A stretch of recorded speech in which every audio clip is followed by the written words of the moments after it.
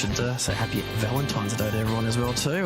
What a way to spend it. The big question in today's romance-themed Senate estimates hearing, why won't Australia give Ukraine a Valentine in the form of the 45 Taipan helicopters Australia no longer wants, but Ukraine desperately needs? Can I take you to the three reasons that government ministers, quoting defence advice, have given? One is that it's too late.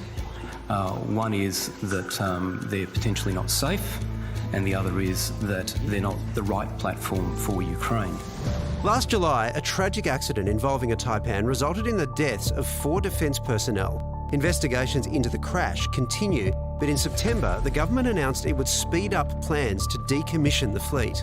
Late last year, Ukraine asked for the unwanted choppers, which Australia is planning to bury under the ground. The risk profile that we accept in peacetime in this country is vastly different to the risk profile that I expect Ukraine would accept in wartime. Let Ukraine decide what risk they're prepared to accept.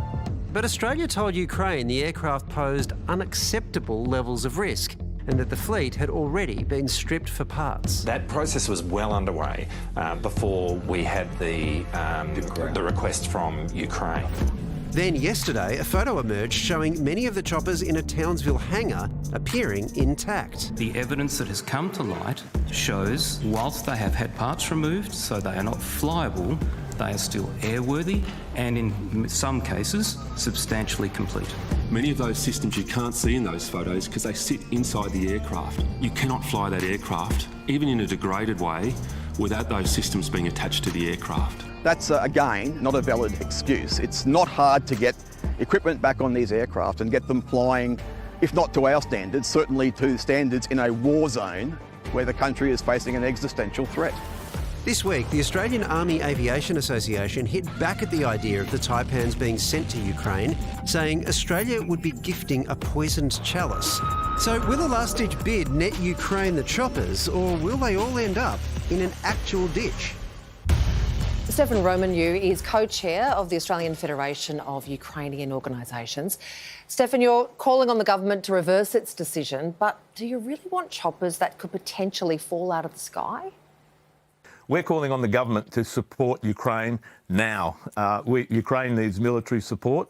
One of those things may have been the Taipans, basically to help move wounded soldiers around to hospitals.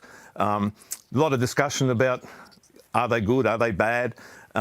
We understand that from a Ukrainian point of view, when you look at what they're flying now, the Taipans would be very, very helpful. We understand the government. We want to work with the government. We understand there are certain limitations, but at the same time, I think the Ukrainian government has also said that it was prepared to maintain these Taipans. It was prepared to take on responsibility and, from what we understand, also get them transported to Ukraine. I've just come back from Ukraine recently.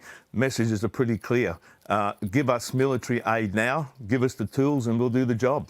Stefan, what aircraft is Ukraine currently using?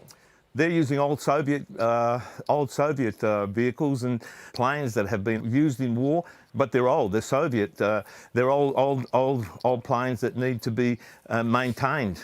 So I think the Ukrainians could certainly maintain the Taipans. So on the Taipan though, Stefan, my dad growing up, he didn't give me much life advice, but one bit was never sell a used car to a friend, right? And I think it's a good message and it's somewhat applicable here. So could you understand potentially why Australia would be hesitant to hand over the choppers in case there's an accident and it reflects back on them? We do. We have had a briefing by Defence about the situation. But I think if the Ukrainian government has taken responsibility and understands this. And the Ukrainian Defence Forces are doing a great job. And I think from the point of view of understanding what they'll be accepting, they wouldn't be asking for something that they didn't think they could maintain. You know, I know you talk about used cars, but I think this is a little bit different because ultimately Australia's not the only country that's flying Taipans. There are others that are flying them. Obviously, there are issues with them, but at the same time, there's a maintenance team that's prepared to look at and maintain these vehicles. We've been told all the issues about the hours of maintenance and some of the dangers. But at the same time, other countries are flying them. How does it make you feel knowing that those helicopters most likely are just going to end up buried in the ground? You've got to put it in context of saving lives. Can those Taipans save lives on the front? And I think that ultimately, if they can do that, then the government should reconsider. I think this is a win-win situation. The Ukrainian government has come to the party. I think the Australian government could now reconsider. But let's not just focus on Taipans. Our call out is stand with Ukraine, give military aid to Ukraine now. Stefan, we appreciate your time. Thank you. Thanks.